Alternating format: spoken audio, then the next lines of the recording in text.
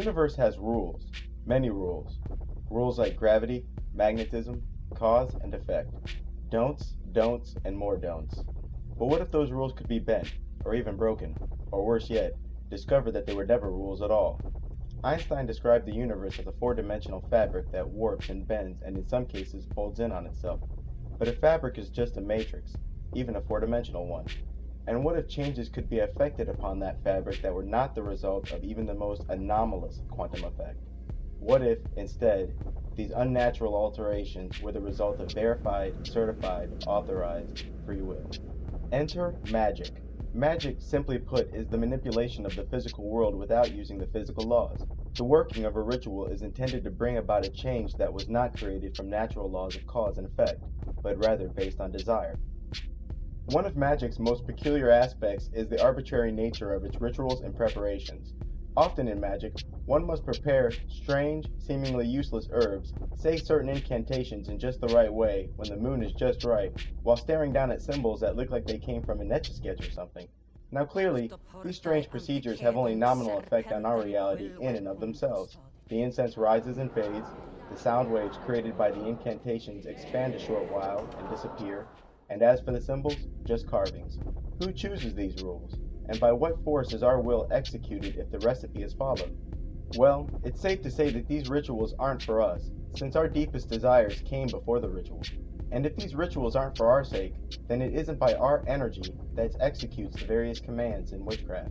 It's like someone looking over your shoulder, waiting for you to do just the right thing at just the right times, and then executing your wishes. But what being of such power has the patience to serve a mortal in this fashion? And is this service voluntary or forced? And why symbols and incantations anyway? Why should a spirit care which direction you're facing, which chants you make in long-forgotten languages, which symbols you're gazing upon, and where the stars are? Do the beings force themselves to execute the will of those with these special symbols and special chants? Or has this servitude been forced upon them?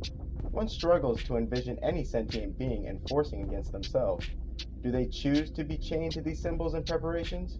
Would they choose otherwise? But oh, to be free. Not to have to go, what do you need? What do you need? What do you need? To be my And indeed, even the most benign exorcisms of the Christian, Catholic, and Islamic churches is still just magic. There's nothing special about the sound waves produced during these prayers that forces a demon from his host, so some other force must lie in wait, waiting for the correct words to be uttered, so that he may drive away the malevolent spirit. But who or what is this other entity? And is it the same entity who enforces their compliance in black magic? When looking for the Illuminati's answers to these questions, one of the first books to emerge on radar is the Necronomicon. Now, Abdul will read from the Necronomicon. Isaac, Azuri, Galaneth, Maledictu, Nosferamus, and Principe.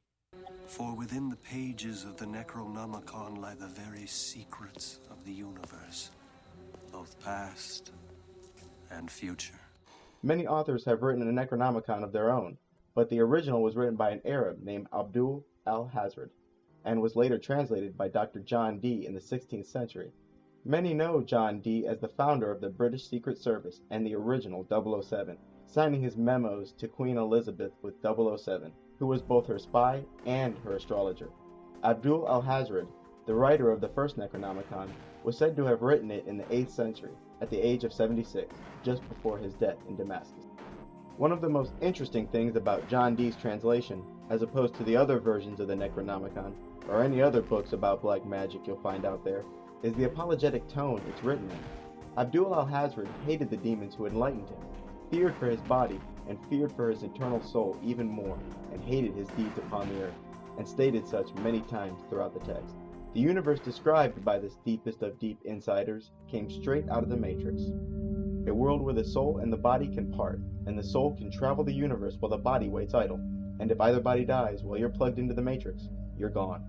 A world where beings just outside of our sight feed off the etheric energy of man. A world full of beings who live not in the spaces known to man, but in the angles and spaces between. Beings called maskim, who scavenge, ready to drag away the souls of the dead. Beings who live in timeless kingdoms beneath the earth and seas, and even beings among us in human disguise. The Necronomicon also tells the tale of a spiritual battle, a tale where dark gods, called the Ancient Ones or Old Ones, are cast from heaven to the darkest place in the universe, called the Agigi. There they long brood for a revenge against the stars of heaven for a battle long lost, and ever await a celestial event. And when the stars are right, Cthulhu, their priest, and Azathoth, their leader, will lead the Ancient Ones out of their prison. Cthulhu, the beast of the apocalypse, will establish his kingdom upon the earth, from which he will lead an army that will bring a war to the front door of God himself. According to his story, his introduction into the world of magic and the unseen began on a rather mysterious night that he would later sum up in one word: Cthulhu.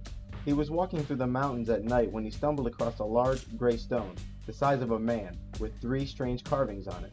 He decided to set up camp, start a fire, and fall asleep. He was awakened by the howl of a wolf close at hand. Then, the gray stone began to rise slowly off the ground. He then heard the sound of men approaching and hid behind a bush.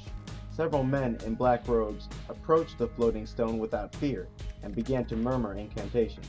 Slowly, large serpents, one after the other, rose from the ground beneath the floating stone. Then AlHazred noticed the ground he was hiding on has become wet and the fluid to be blood-like. At the realization that the ground beneath his hiding place has become blood, he reveals his presence to the black-robed men. Casting their ritual into disorder, the mysterious priest begins chasing AlHazred. After running at high speeds for a short while, he eventually falls to the ground and notices that there are none pursuing him. Returning to the site of the stone, he notices that the priest's empty robes upon the ground. He uses a stick to investigate the robe, but it appeared as though the priest simply disappeared. He returned to his campground to find the large gray stone lying upon the ground. The large lizards were gone, and several empty black robes strewn around the campsite. Symbols on the gray stone, however, were glowing. From there, step by step, Abdul AlHazred began to wander and dabble further and further into the occult. Eventually, AlHazred would claim that he spoke with the souls of slain men and women who died at childbirth, spoke with watchers, live gods, dead gods, and even deader demons. He claims to have opened portals and walked into all the dimensions and passed all 9 gates.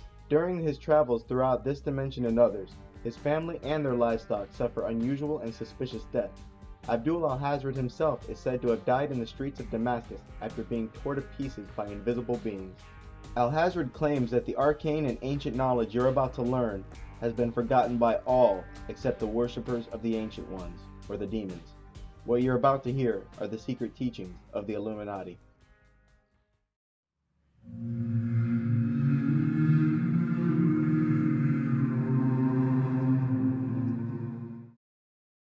An easy way to think of extra dimensions and the beings that reside in them is birds and humans. Because of gravity, humans are subject to a 2-dimensional surface, bound to the surface of a fabric. A wall, 12 feet high or more, can block his way. A bird, on the other hand, would not be bound by a 12-foot wall, or even a 30-foot wall. A bird would have to be contained in an additional way, and having access to the 3rd dimension, so must their cage be 3-dimensional. Now if you were to attempt to attack a bird who is, say, pecking the ground for worms, he would be within your grasp and forever in potential danger as long as he is within 12 feet of the ground. Now there's nothing special about the air above your head, and the 12 feet to the left and the right is no different than 12 feet straight up. They can both be easily measured in the same units and contain the same combination of gases. So what's different about 12 feet straight up? You don't have access to that dimension.